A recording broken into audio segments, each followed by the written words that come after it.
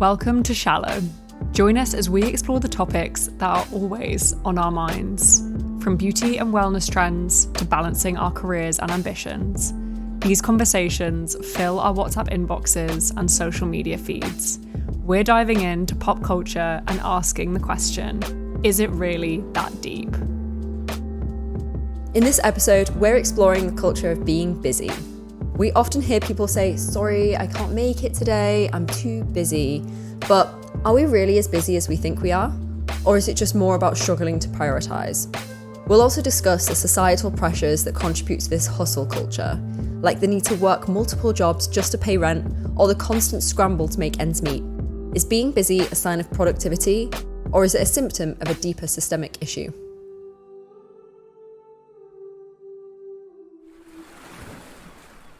Lucy, how are you doing? I'm good. I have a little bit of a bad chest. If anyone has ever seen the cat meme of the white cat coughing, if you know, you know, that's me. I'm just walking around Phoebe's house, just coughing like that. But no, I'm okay. Luckily I don't feel too bad, and it's just a bit of a symptoms thing.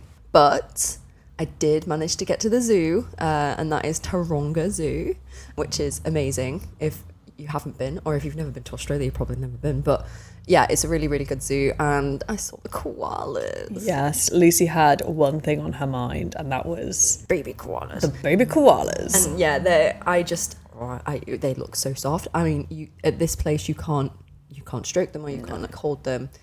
They're just simply there for conservation. I think in Brisbane they have like a koala sanctuary, and they have like hundreds of koalas, and you can go and stroke them and all that kind Lucy's of stuff. already And I'm planning her trip. I twitch. That would have been nice. No, yeah, I really love koalas, and I can't believe I got to see them in real life. They are just as adorable as you would imagine, if not more actually. I think my mouth was just like open the entire time. They were so cute. Did you have any other favourite animals you saw? Yeah, koalas just took the show for me. I mean, no, I saw a baby pygmy hippo, so like Mudang, but Australia version, and oh my god, she was so cute. She was like sleeping, and then the zookeeper came out to kind of feed her, and was trying to train her by like making her hit a board and giving her a bit of food, but she was having none of it. She was like, I'll have the food and then I'll sit back down and sleep, which I can really relate to. But yeah, I really loved that zoo. It was really nice, and they seem to do a lot of things for conservation, and you know, they try and release each animal when they can back into the wild, unless they are like highly endangered. Yeah, I'm not the biggest fan of zoos, just because I've been to a few with like friends and family, and often they do feel a little bit sad, but they definitely seem to really care about the animals here, and the focus is on conservation and things, but the animals all seemed happy. Yeah, they told me, they said I'm happy here. They said we're good. We really wanted to talk today about kind of work-life balance and this culture of busyness. So kind of building on our recent episode, Nobody Wants to Work Anymore, we wanted to deep dive into work-life balance. And I know that we often feel as though we have this long checklist of work, friends, and looking after ourselves. And this pressure to succeed can often clash between personal lives, maybe leaving us feel overwhelmed and uncertain, struggling to really prioritise between our mental health, friends and careers. Yeah, so I think we really want to discuss the expectation to spin all these kind of different plates while still maintaining healthy friendships, relationships and career paths. It seems like everyone is on this like kind of hamster wheel of busyness, you know, and we really want to ask the question, are we all as busy as we say we are, or is it just not that deep? For sure. I think to touch on your perspective for a second, you obviously work in film and TV. Often that looks like 6-day weeks. And you spoke about an article in The Guardian in the Nobody Wants to Work Anymore episode about people kind of falling asleep at the wheel. So obviously this is a concern. Have you ever hit a point in your life where you're like, I cannot take this anymore? Yeah, I think that article is really interesting because, you know, when I was reading that, it wasn't like I was reading anything new. I think, you know, you just hear stories and anecdotes at work about, oh yeah, I was doing this like ridiculous like 16-hour day, And I fell asleep for like I think someone was telling me this, fell asleep for like maybe like a millisecond, like woke up and like we were able to like control the car. But it, like they had to like stop and be like, I think it really freaked them out, you know, obviously. And it's usually like interns or people really like low down the food chain that have to deal with this like extreme hours and extreme time on the road. And, you know, one of my really good friends, when she was starting out in the industry, she was trying, you know, you're always trying to impress. So this is the thing that I'll kind of go into. You're trying to impress people because there's such a small window of time where you can get a job or where somebody can take a chance on you, you know, because there's thousands of people lining up to take your place. You know, when you do get that job, you're like, I have to do literally anything and everything. And if that means doing 14 to 16 hour days, so be it. Driving up and down the UK, which is what she did. She would go from London, I think, to like Leeds and back in a day, as well as like I think maybe going back there again the next day, you know, picking up cast members and bringing them down in a van. And you know, there's kind of this like real problem with the film and TV industry, and it's mainly for on-set crew. I think I do feel it because I'm in my car a lot. I work in set decorating, art department, so I spend a lot of time as a buyer, so I spend a lot of time in London out buying props, sourcing props, things like that. So I do spend a lot of time in my car. But I think for like crew, on-set crew specifically, they have these like ridiculous work days, and you know, it is the expectation that you stick around, and you know, even if it goes past your hours, you have to be there until the director says cut. Whereas we can kind of just like go on set, do your thing, do our thing, and then leave when filming starts. So you're a bit more of like a kind of 9 to 5, 9 to 6 day. I definitely know what you mean when you say kind of the junior mentality is you're lucky to be here, so you kind of get used as like the crew set lackey, like, you know, this is we all earned our stripes this way, so you have to do the same. Would you say it is that kind of culture? Oh yeah, 100%. It's kind of that, you know, I do kind of avoid taking work where someone's like, oh, so-and-so is old school. I feel like that's such a like red flag, because I feel like, you know, I'm thinking to myself then, I'm like, okay, so that person's not going to prioritize if I need to go to the doctors. I'm not going to be able to go to the dentist for 3 to 6 months. I'm not going to be able to do, you know, the things that I need to function in a normal like life. And I think, you know, I don't want to speak for everybody, but I think, you know, from the people that I've spoken to who work in film and TV, a lot of times they don't, you know, they're complaining about not having time to do their laundry, or like, not having time to like wash their clothes, or like, you know, they're not seeing their partners because they're working on sociable hours. And, you know, in that way, I'm like, yeah, you're busy. And like, there's literally no, you know, I know those friends who I'm like, okay, they're on a job for like 2 months. I'm probably not going to see them. Yeah. Like, you're not bullshitting me. Exactly. You are busy. Yeah. Exactly. And like, I do feel it, but I just feel it from like kind of behind a glass window. And, you know, I do hit a point at sometimes where, you know, maybe it's just been a bit of a stressful day and I've been doing too much driving, and I, you know, maybe that driving has meant that I can't go to the gym, or I can't like maintain my life or see my friend after work because I just won't have time to do all the other things, and I won't have time to go to sleep and wake up the next day. I think that's the most prevalent thing, is I'm like, okay, if I finish at this time and I get home at this time, then I've got, you know, 3 or 4 hours that I can play with here, and I need to make my dinner, I need to make my lunch for tomorrow. And yeah, I just think it's really, you're really fortunate if you have like a support system around you, because if you are on your own, then yeah, you can struggle with that. And how probably that turns into the first thing you then neglect, which is, as you said, like maybe going to the gym, and then the knock-on effect that has on your mental health, and maybe you not looking after yourself in the way you should because of all those other pressures. And also, I think this isn't just a Tillman TV, a film and TV industry specific issue. The kind of busy burnout culture hamster wheel is everywhere, especially obviously we both did a fair, well, you do still live in London, and I did a fair stint in London. And it really felt in those kinds of cities, being busy and almost burnt out is this like badge of honor. People kind of live to work, they don't work to live. It was like a kind of like, oh, how many hours a week do you do? Oh, 40. Oh, well, I do 50. Or I'm in finance and I do 80 hours. I'm like, this should not be a competition. Like, this is not impressive. This is like, yeah, this is not good. But yeah, I completely agree. Like, since being here for like almost 3 weeks, I've really noticed just the way that I've just like chilled out. For a little bit, I felt a little bit like I needed to do things, or I needed to be like, you know, oh, I need to be busy with something, or I need to like have a schedule or have a whole plan. Like, and I think that's just like my London brain being like, you need to schedule this in because you don't have time otherwise. And if you don't schedule it in, then you're not going to do it. Whereas here it's like, okay, if I want to go to the gym, I'll just go to the gym when I feel like going to the gym. And like, that is me talking from my like no job privilege right now as well, because yeah, I'm in between jobs. I start a new contract at the beginning of December, which is why I'm going home. Boo. I know.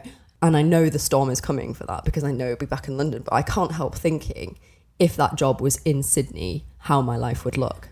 Definitely. I think it's such a good point, and it is the classic that most people will say to you is that when you come to Australia, it's definitely more of a work to live culture over a live to work culture. And you also get 10 to 15% hotter because everyone here is... The Bondi bubble is a real thing. Not only do you not have to work as much and you feel as busy, you also get to look better. Like, why would we always... why do we never live here? But there's that thing as well that it's called like the Heathrow infection or injection. I can't remember exactly, but there's a running joke that like you come to Australia and everyone gets like 10 to 15% more attractive. It's your cortisol face is gone. Yeah, and you flip over to England or London and like you've got all this smog and pollution and everyone gets sick. But honestly, like that was one of the things I noticed when I came here is I had a London cough. I was like coughing up black tar. Like I was from the bloody 1800s up a chimney. And I just like come to Sydney to get well. Like, yeah, we were like, this is going to be therapy for you. You're going to go home feeling great. But going back to you arriving here and feeling like you had to be busy, I know we felt the same thing. Like within it took us like 3 or 4 months to kind of wind down from that feeling of like, go, have everything planned. We felt guilty for not making ourselves busy, which is really interesting and leads on to a bit of research that we stumbled across when looking into this episode. It's from a paper which is called Conspicuous Consumption of Time, When Busyness and Lack of Leisure Time Became a Status Symbol. And the author says that the individual's perceived level of busyness is heavily connected to their feelings of self-worth, as well as to how others view their status.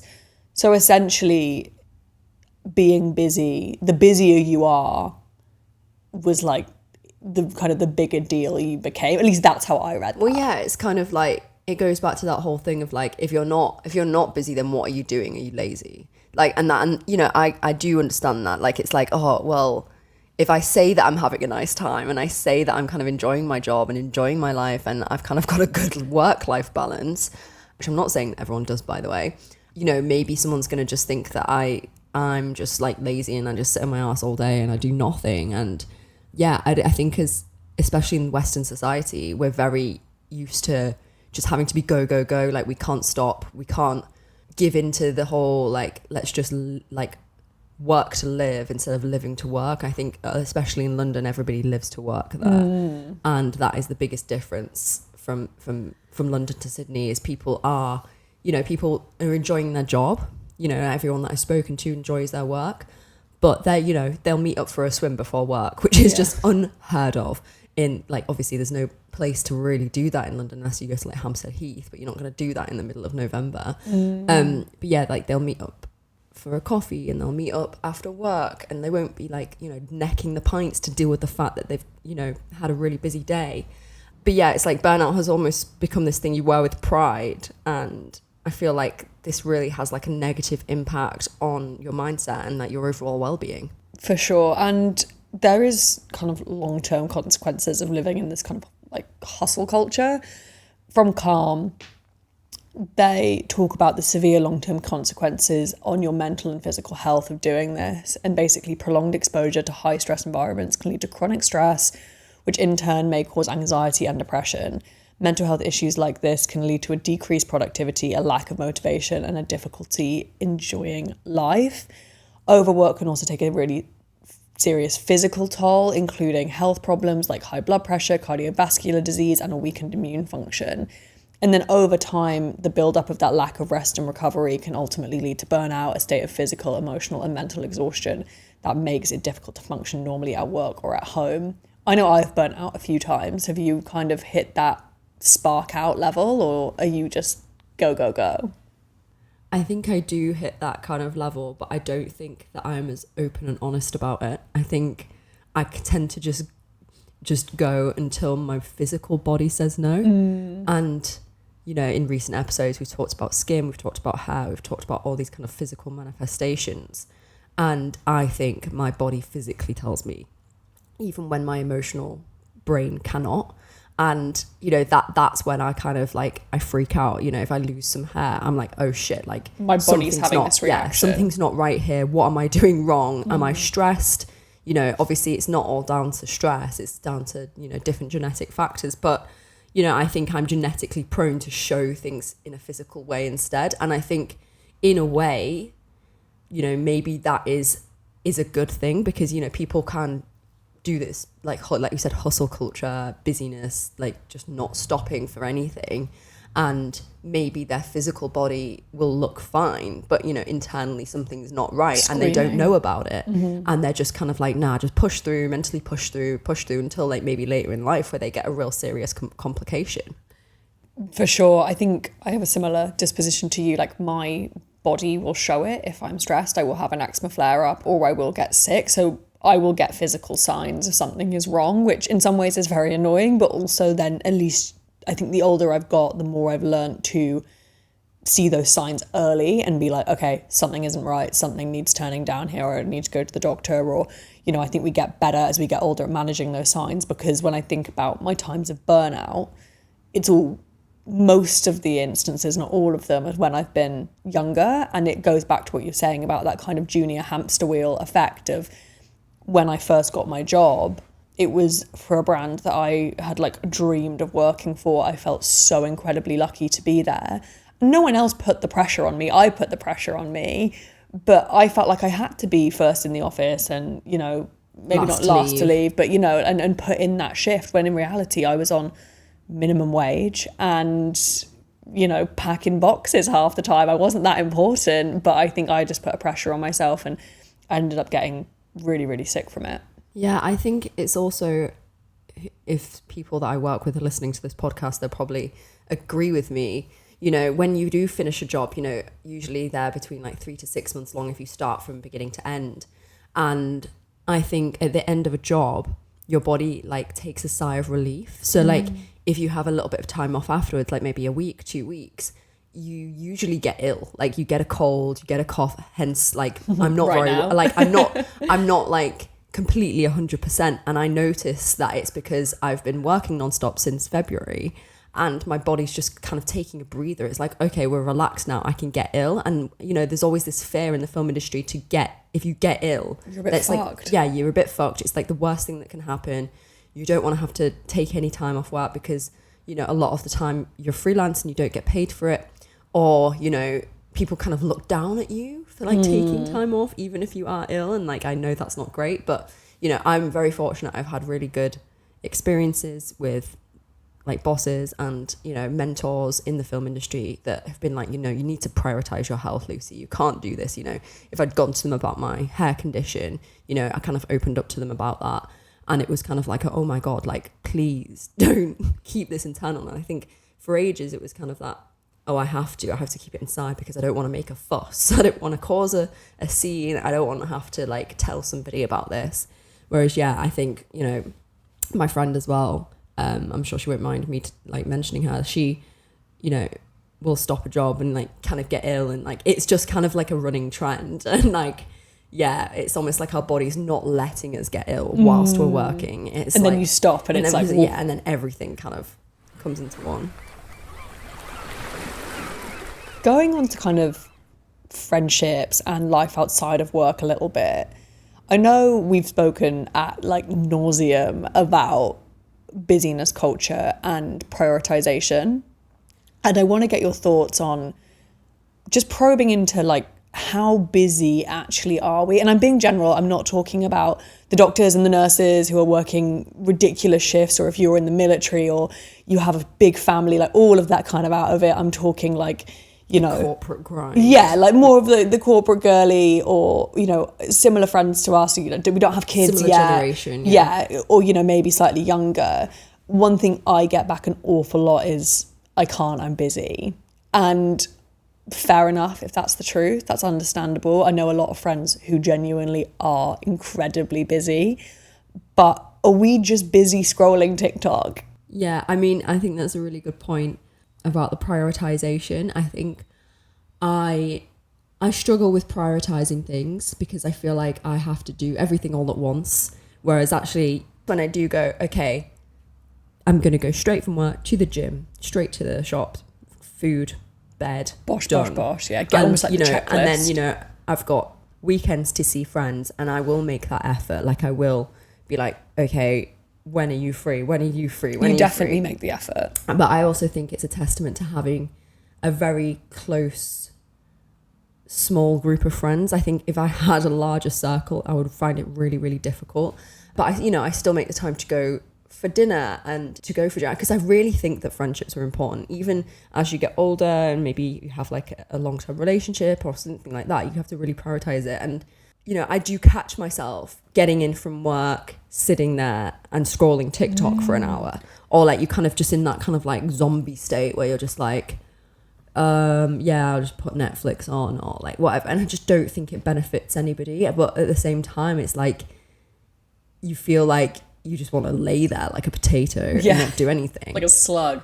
I think also a lot of this, to a degree, isn't actually our fault, because these platforms, the main thing they're measured on is keeping you on there for the longest time. They are built to have you scroll. Yeah. So, you know, and we get these kind of dopamine hits from it as well. So it's really attractive for us to pick up our phone. I think the scary thing is how quickly we can sink a few hours into scrolling, and you lift your head at the parapet and you're like, oh fuck, it's 8 p.m. and I haven't even eaten. And it's like, you know, it's that whole thing of like, you'll put it down and it'll send you a push notification. Yeah. And it won't even be a message or anything. It'll just be something about your screen time. And isn't it ironic that like a push notification of your screen time can make you pick up your phone and scroll more? Yeah. So yeah, I do get that. And it's that, you know, there has been times where, you know, maybe I've scheduled things quite a few times and, you know, the person has been like, oh, I'm so busy, sorry, I can't, you know, maybe the day before or on the day. And, you know, when you've actually eventually met up with them, they will just sit and scroll on TikTok phones. And or they'll be on their phones a lot. And it's kind of like, well, maybe if you didn't do that. Yeah. You know, and you don't want to be like telling people what to do, but at the same time, like if you're kind of putting the effort to try and be better, like to try and pick up a book instead of scrolling, doom scrolling and, you know, trying to prioritize friends and relationships and family. And then, you know, people aren't putting in the same effort, then that can be quite difficult. And that is the other side of it as well. As much as I do, you know, working in social, you get a look behind the curtain of these platforms, but I think that there is also, and I will put a lot of onus on them, but also I do feel like these social media sites have been around for long enough now, and we are getting wiser to it, that we kind of know, we're starting to understand maybe the effect it's having on our health or our brains, not to the extent we will in maybe 10, 20 years, but we're starting to get a bit more of a grip on that now. And then it kind of ping pongs back to like, actually, do we just need to be better at like looking up, putting the phone down, having a conversation, prioritizing meeting in person? Because having moved, all my friendships now are pretty much long distance. I have no choice but to text or ring or FaceTime because that's the only option. But that's your way of prioritizing your friends. That's your way of having like, you know, you're still having conversations with people, you're still voice noting people, you're interacting. Whereas like, yeah, just looking at golden retrievers on TikTok, just calling myself out there, may be less productive. And you know, my friend Sarah, she'll always invite me around for dinner, even like on a school night. And I think at first I was kind of like, oh my God, like I don't have time for that. Like I don't have time. I've got to like do X, Y, Z. And I'm like, what am I actually going to be doing? Just having a shower, like getting ready for bed and going to bed. Like, why is that going to take 4 hours? Yeah. Like, and then I realized it's because I probably just, you know, I have like an hour break where I just like, just mong about and like not do anything. Yeah. And then it's actually nice because I feel like I've like actually done something that I've wanted to do with my day, even though it's not like it's only like an hour or so where she cooks dinner and we chat, and it's really lovely. And then I just go home. And yeah, I really enjoy those times. Definitely. I think I've also fallen into the habit of finishing my work day. And then in some ways and times I want the evening to myself. But other times when I have put something in there, I've been really grateful that I have, because yeah, you are right. Like I probably would just be sat on the sofa and I feel like I've gone and I've filled my cup and I've done something productive with that time. Yeah, and I think I get serious bouts of FOMO. Like you are the worst. Oh my God, I'm so the worst. I'm like, oh yeah, but if I did that, like then I have another story. And it's like kind of like the Dolly Alderton effect, where she talks about like, you know, she has to like tick off all these experiences and get all these like experiences in the bag, so when she's older she's like, she can just pull them out and be like, oh look what I did on this random school night. Like, and I think, you know, I am a bit of a yes man, and if somebody offers me a good time I'll be like, okay, I'm coming. And I think, you know, I do have to be like, okay, let's allocate time here, like you're 28 now, like just chill, like, you know, you can do it at the weekend. But at the same time, like, not to be cringe, but you do only live once. And like these experiences, although there is an abundance of them, there is an abundance of things to do, there's not an abundance of time. So like, I think if you have the time to do something a little bit on the whim, you know, sometimes it turns into the best night you've ever had. Like, and I think because that's happened so many times, I'm kind of reluctant to say no. I'm reluctant to say no, I don't want to go, because I know that probably if I go, it's going to benefit me. I'm going to feel like I've got a cool story, or I've like met some cool people, or I've, yeah, had something that's kind of enriched my week instead of just like on the grind. Yeah, definitely. I think the difference is with that though, is that you're going out and you're doing it and you're having fun. And I'm not sure if there's ever been a time where maybe you've regretted that decision. But definitely there's times I've regretted that decision. My there we go. God, being so hungover and on like 3 hours sleep, like it's not a cute look.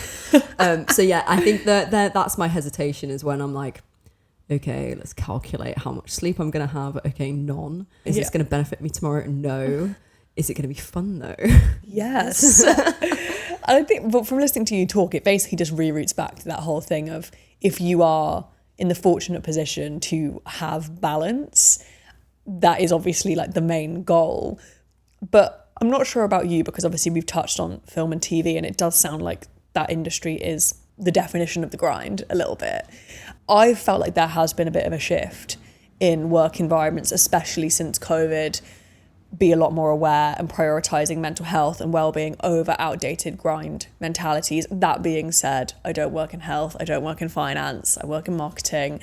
And I've been very fortunate where when I have interviewed for a new role, I've been very aware of, okay, do I think they're going to be flexible? Do I think they're going to be empathetic to certain things happening? Do they know I have a life outside of work? And I feel very fortunate to have found a company that is very aware that work is work and life is life. That being said, I've also seen a shift with a lot of the Gen Zs, who I almost take my lead from now in my workplace, where they leave work at the door. Like, they are out that door, work is behind them, and they go and live their lives. And I actually really admire that mentality. Yeah, I think there had been a shift in the film and TV industry from COVID. So I think a lot of people came back from that and were like, I'm absolutely not working till 7. I'm going to work till 6. Because that used to be the day, I think. It used to be 8 till 7. And that was like the standard hours. And I think they came back and they were like, no, I'm going to work till 6. And then there was also this kind of shift. You know, I can't speak personally from this, just from kind of what I've been told and what I've seen. But women especially had turned around and be like, okay, I've got a really young child. I still want to work. And, you know, whereas before that was kind of like, you wouldn't be able to work. You would just have to wait until that child was able to go to nursery. Whereas now it's like you can job share. So there's a lot of women starting this thing where they do like half a week, and then their friend or whoever they trust does another half a week. And like, I always joke with my friend Sarah, because like we're really close and we kind of go from job to job together. I was like, are we going to job share? Like, when are we going to job share? Tap in, tap out. Yeah. And I think, you know, maybe the kind of hiring process is a little bit more lenient, whereas before it would have been like, oh, that's a hassle, we can't be bothered with that, you will just hire a man or whatever. So I think that's changed. I also think because the COVID thing happened and a lot of people got ill, and, you know, people were really like, actually, no, I want to live my life and not be unwell. There is this kind of shift to be like, okay, you should go and like look after yourself. And like, I, you know, was really fortunate in the summer that when I was suffering with a bout of hair loss, that I had to go and get treated. I was actually working in Scotland at the time, and the company I worked for flew me back down to London to get treatment straight away. Really and nice. I really, really appreciated that. And that was kind of like, it took the pressure off. And, you know, whereas I'd have been worrying about that, maybe I'd have like missed out on a lot of like social time, or like, because I'd have just been really anxious, and I don't think it would have made anything better. So yeah, shout out to that. Just to kind of wrap up, do we think it's that deep? Do we just need to get better at balancing our lives, taking control and prioritizing effectively? Or are we so busy we just don't have the time anymore? I think just talking like from a personal standpoint, I think even though I do long hours and I do long days, I still think it's super important to prioritize those things, because, okay, you might enjoy your job or you might not enjoy your job. You know, especially if you don't enjoy your job, that's even more of a reason to prioritize other things. Like if you're working, you know, in a job you hate and you're doing really long hours, but you have to because you need to pay the rent and you need to pay the bills. You know, I think it's really important to maintain friendships around you. It's really important to kind of like pick up that phone and text someone back. And, you know, when someone doesn't reply or message back, you know, I just think of how long it actually takes to send a text, which is nothing. It's like 2 seconds. Like I could send a text in, probably under 3 seconds. Like that, you know, we're the generation of social media. We're the generation of texting and phones, and you can send a really quick message. And it will probably benefit you as well, because life is about human interaction. It's about interacting with other people. It's about having those connections. And most of the time, those connections will make you feel better. And if you've got a good support system around you, if you've made good friends, then it's going to benefit you in the long run. For sure. I think those are really good points. It's very easy to live behind a screen at the moment, and in some ways get your social interaction from the screen.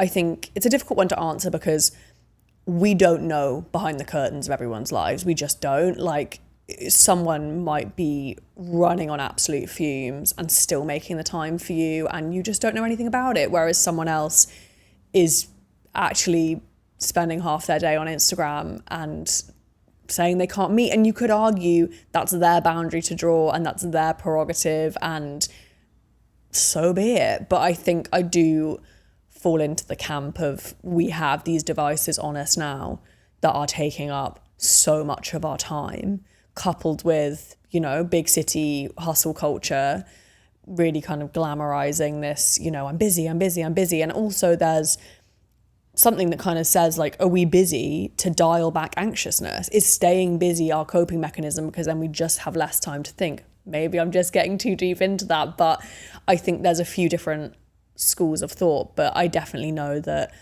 I'm trying to be a bit more cognizant of, like, putting my phone down, picking up a book, trying to get out there and meet people in person, because I think, you know, COVID definitely exacerbated this I can hide behind a screen thing for me. Don't let the grind take your time. That's all I'll say. Drop the air horn in. And now's the time for... And what a pile of bollocks! This is the time of the show where we just chat shit about something insignificant that just really fucks us off. Yeah, Phoebe, what have you got for us today? So I'm going to acknowledge my own hypocrisy on this because I've done this in the past. But one thing I've noticed since moving is that people love to put their bags on seats here when you're on public transport. And like, I'm not talking like you're on a, like, okay, look, I'm trying to defend Is your bag a sentient being? I'm trying to defend myself here, but I think sometimes when you're on a long journey, you want a bit of space. Like, I do kind of, it's annoying, I get it, but ultimately if the train's full, move your fucking bag, like someone needs to sit there. But I've noticed it here when you're just like short bus journeys, short train journeys, people will just put their bag next to them and they will sit in the middle of that, like, it's not very British, is it? Seats. And it's just like, what are you doing? Like, especially as I've noticed, people are pretty polite, like friendly, like all good. But whether it's a school child or a middle-aged adult, that bag is going on that seat. That bag goes on the floor. Yeah. Right? Yeah. That bag needs to go on the floor. Or on your lap. If you don't want it on the floor, put it on your lap. It's also when, you know, maybe you put your bag on the seat because the bus isn't very full. Yeah. Or That's whatever. fine. But then as soon as the bus goes full or starts getting more full, I'll pick that bag up and it'll be a passenger on my lap. Yeah. And that's just the way it is. It's a bit annoying. You're like, oh, there was some stranger sitting next to me. But this is public transport. Don't plant yourself in the middle of the bank of seats and then just have your bags chilling everywhere. Like it's a fucking child 100%. With legs and a brain. Put it on your lap. It's a bag. Put it on the floor. Not a child. She will go and then get on a train and put a bag on the seat. But don't do it, guys. Don't do it. Thanks so much for listening to Shallow. If you enjoyed this episode, we'd love it if you could leave us a review. It makes a really huge difference in helping others discover the podcast. We always want to hear from you, so feel free to slide into our DMs, send us a bell, or follow us on Instagram at shallowpod, or send us an email at shallow@boxedoff.net. Shallow is a Boxed Off production, written and hosted by Lucy Bell and Phoebe Whittle. We'll see you next time.